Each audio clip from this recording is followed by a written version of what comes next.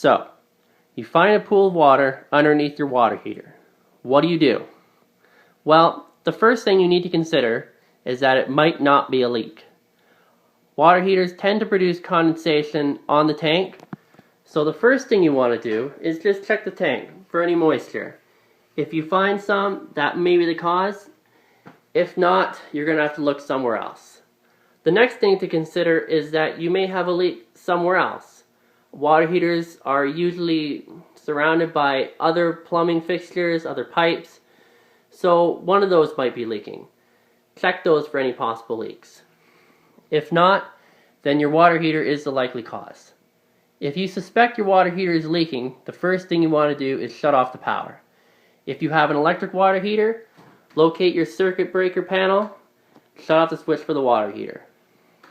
If you have a gas water heater, like we do right here, you want to locate this dial down here and turn it to either pilot or off.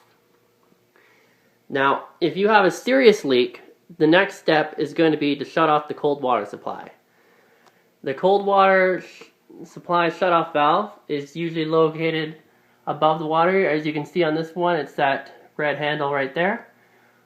We would turn it to the side to shut it off. You may also find a gate valve, a dial essentially, that you'll need to turn clockwise to close.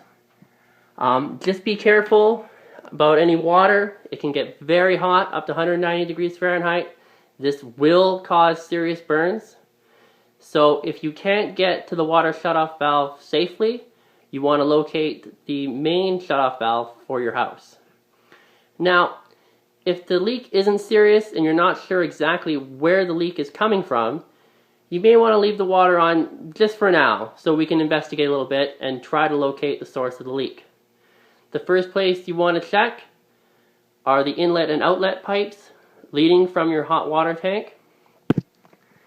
Check these connections. It may just be a loose connection that you just need to tighten up, not a serious problem. So check there first. The next place we want to check is the temperature and pressure relief valve, which is located on the side of the tank. This valve is designed to let out water if there is too much pressure or the water is heated too much. So if it's leaking from here, it's possible that you may have too much pressure in the tank, which is something to be concerned about. We want to check around the edges of the valve to make sure it's watertight.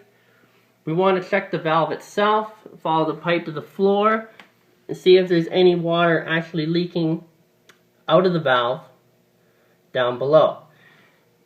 In this case, your valve might be faulty, or like I said before, there may be too much pressure in the tank. The next place we want to check is the drain valve.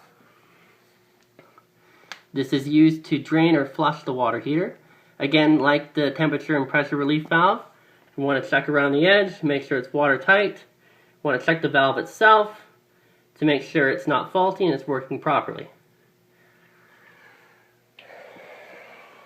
Finally, we want to check the bottom of the water heater. This is where most leaks do occur.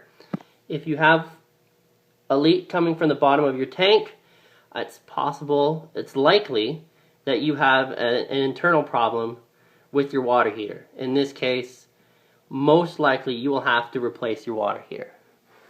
Once you've diagnosed the leak, if you haven't already, shut off the cold water supply and call a professional plumber.